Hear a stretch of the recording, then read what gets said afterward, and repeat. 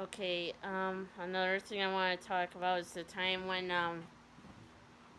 Menards told us at a meeting they had our asset protection tell us that, oh, by the way, we're not allowed to let any customers go through the security gate, nor um, any of the registers on registers 9 through 12 that there's no cashier there. Only allow the customers to go through Inwise at the time, to go through where the cashier is cashiering to make sure they don't have any stolen goods on them, because I think he said was that a customer could have an empty package hidden with them. If they go through there, they'll quickly try swapping out with an item on the shelf of that has the same package with the item on it, and put the empty package on there and swapping and quickly running out the door without paying. He said the only people we should allow through the security gate is someone riding the motorized cart. That is all. So they said anyone else should be taking a cart from the front, going through that gate area, not the security gate. Um, you know, and we're supposed to keep that shut at all times. So if it opens, we gotta shut it right away, is what he said, due to security reasons and to prevent theft. Well, one time I was doing that because I remembered what he said and I didn't want to get in trouble, or any of us in trouble. And then, you know how customers are, they'll go run at that gate as soon as they see that you're shutting it. And you'll swack, and that way they purposely have it hit on them. And then they complain.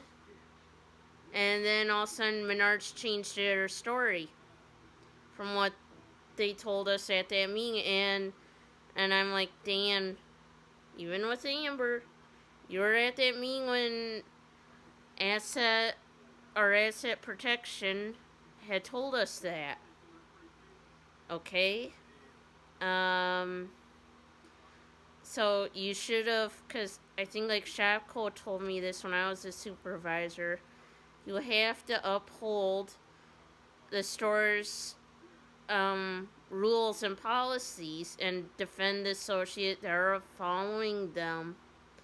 Otherwise, because I think Shopko said if the customer disagrees with it, you can give that customer corporate's phone number and they can call corporate and complain about their rules and policies at the store. You know, and I think like Christina said, you gotta also apologize with that. And I have not seen Menards doing that either.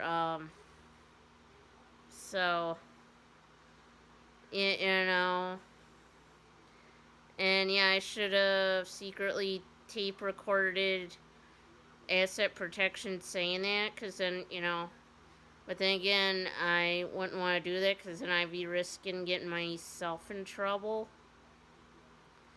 So, I know customers don't realize that. There's some good things. I mean, I think, like, you know, at the end of the year, if you're still there for one whole year through December and into January, in February, you get a profit sharing check. But it all depends on how long you were with the company and how much did you get in taxes and that. So, and then like this year, I haven't heard if we're getting it. If they were giving it, but they usually do every year, is the Hop to It check. Whereas April through June, if you work so many hours each week, so many straight without getting written up, you'll get a Hop to It bonus. And I think that depends on things too. And then at Christmas time, there's a Christmas bond. That's always good and helpful. But, you know, that also depends on how many years you were with Menards, is how big that is going to be. So, um, yeah. So, like with Shopko, I seriously did had an assistant manager. She was a lot older than me. She said I was not Shopko. I was Walmart, and I was a supervisor at Shopko. So technically, I was underneath her, but I couldn't say anything. But she did always, kind of upset me, made me feel unwelcome with that part. But then Christina said, um, that I was doing real good, and Christina said, "You guys stay loyal to me only, but don't be afraid to report anyone under you or above you, including me." She said, "Look out for yourself. No one's going to look out for you." She said, "Think of what's best for you. Don't be loyal to the company." And she said, "But you be loyal to me and you keep me happy and we're going to be good. I have the power to take your position away," she said. "I can demote you," she said. And that was clear, and I'm like, yes. So, yeah, and part of it she said in the training was, she said, which was the most unusual question I had, was she said, what would really, the letter P you off, basically. Um, so, and I'm like, what? And she said, I need you to get really mad at them boys and chewing them out.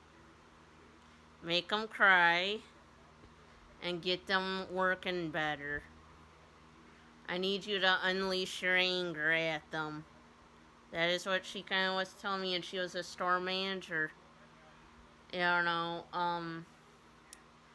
so like with Shopko, they had me cashiering. I never had any complaints with how I was cashiering at Shopko. They had me pushing carts, they had me stocking on the sales floor, doing planograms. I was even in the back room doing backroom stuff. So, and I think like the unusual thing Christina said once was, you know, if you can get them boys to listen to you, whether you like it or not, I'm going to make you an assistant manager and I'll do something about the other one, but you'll be in the back room. So, and then I think like with Gordy's Market, they never really gave me a chance when I was at the Blacker one, because I wasn't really in bakery for very long with them. I knew what I was doing, but at the Blacker one, they were doing things totally different than what they did at the Arcadia Gordy's, and they were the same company. And yeah. So they kind of moved me in this other one to produce, whether we liked it or not. And that boss was horrible. Yeah. But, you couldn't back talk him. You still had to do a lot of cleaning and produce. I was stocking and all that. And if it was real slow, he would call you all of a sudden saying, if for you to take the day off if it was way too slow, or he would all of a sudden call you on your day off and you weren't wearing your work clothes, and he would say, could you come into work? Yeah. So, and there was times where I got sent home early even, so, yeah. And then I believe, like, with Sears, they had me I was stocking in hardware, and I was, doing planograms, backroom stuff, making sure our accounts and that were correct, a lot of cleaning and pricing. And they said I was their best employee they ever had, basically. Now, like with Walmart, I was unloading trucks. They had me doing cardboard bales, pricing. I was doing feature management. I was doing substitute department manager, pushing carts, clean the restrooms, stocking inventory, accounts and alerts. I was using, even at Shopko, I was using a Telzon. At Sears, I was using a Snick. So, with Walmart, they treated me somewhat good, but better than Menards, let's say. Because you could actually talk to people, but you really couldn't trust management, because management was always, if they didn't like you, they would look for reasons to get rid of you, so you didn't want to say the wrong thing either. So, like right now I'm seeing because I'm with United for Respect, if when they send that thing to Doug McMillon to have Walmart pretty much responsible for things that they done wrong. So if they remove my red flag, like I hate to say to Menards, I will go back to Walmart, because they will take me back full time. So, and I feel too, I do have cashier numbers, but Menards never put me back on the register since January 2018. I don't know why they never told me, but I feel Menards is just holding me back. And like I've said, I've asked 3 times to go to early morning stack, which is 5 a.m. And I could work until 1 or 2 in the afternoon, full time. And customers would barely see you, But they said no the last time. And I'm like, I might as well look for a different job in retail. What can I do, Because what's Menards, yeah, and that's the scary thing, that one time when the customer did that, purposely ran into as I was closing, and I didn't know this because I had my back turned, the security gate. Disney did that on purpose so they would get hurt, like Walmart Asset Protection said, so that way the company is responsible for that injury. And then Dan threatened to fire me. Manager Dan did. If that were to happen again, I was bawling that time. And yeah, and there's been times where customers act stupid, and I'm like, hey, I gotta get these carts in real fast. Menards is timing me. I'm sorry, but and they want us to wipe down these carts and sanitize them. By you grabbing them right from the cart curl, they're not sanitized. They're dirty. You risk getting sick, technically, from touching a dirty cart, so to speak. If you would just let us bring them in, get sanitized, you can walk inside, grab a cart that's been sanitized, and, it's just an easy, nice way to think of it. And that's why I also no longer want to do anything with carts anymore, was pushing them inside and doing carryouts besides other reasons. Another good reason why I want to get a different job is because of my health. I'm thinking that maybe if I go to sales floor full time in a different retail store that ain't going to be at risk to go through a store closing, they'll treat me like family, treat me like I matter, appreciate my work, schedule fairly, that maybe my health will get a little better. You know, that's the kind of sense I want to put in it.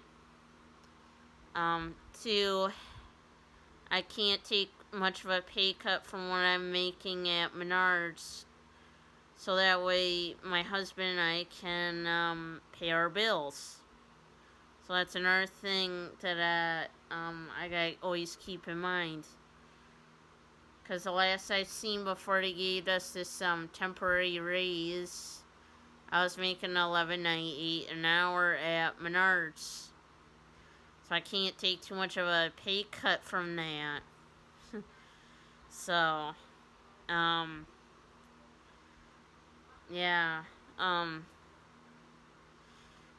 with a lot of the customers, it's like they don't realize when they call me death, or they really call me names, or make me feel like I just don't want to be there at work anymore.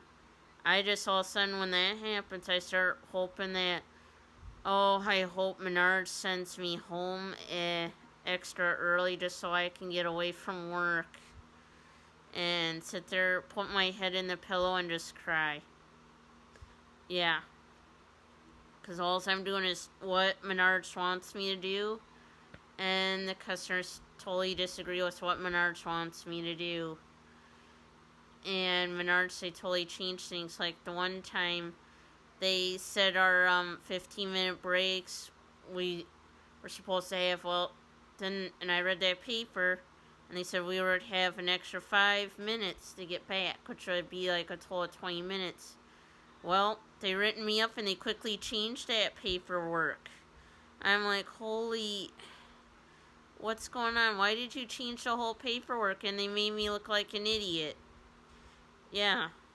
So, and it's like, that ain't too smart to do to an employee. And then, like last year, for example, if I work 8 to 4, and they didn't tell me this change until, well, any of us of this change until a year later, practically. That, like, if I was working 8 to 4, what used to happen is I would have 3 breaks. I would have 2 small breaks and a half-hour lunch. Well, they changed that without telling us this. That, oh, by the way, you only get 1 little break and 1 half hour, and you're gonna work 3 hours straight with no break. And I'm like, I always needed that 3rd break no matter what. So what they used to do, like, if you're working 8 to 4, you would get a break at 10, and then you get your half-hour lunch at 12 to 12:30. And then you would get a final break at 2 in the afternoon. And then you would go home at 4. So now they changed that where you get a little break only at 10. They'll send you to lunch at 12:30 to 1, and then no break at all for the rest of the day. Yeah. And, and two, I feel Menards hasn't been scheduling fairly. Nothing I can do, I can't say anything. So that's all things I can't really do anything about, but, so, and I've had customers literally refusing to let me do carryouts even, and I get worried and I try to still do them. I'm not refusing to do carryouts, but if a customer refuses me to do the carryout, my boss could chew me out thinking I refuse to do it. And, a lot of the customers at Menards are not patient to wait for me at the register, to get to them to do the carryout when they call for a carryout, And the other thing is, it's like I always hate when at Menards they treat you like you're stupid, and you're not really. But, and I keep in mind what Shopko hometown store manager Christina told me when she was training me for Salesforce supervisor. She said, You gotta look out for yourself. So in this case, I'm kind of looking out for myself and thinking my health means more. I need that full-time job so I can go have my left foot checked on, my right knee rechecked, my right shoulder checked on.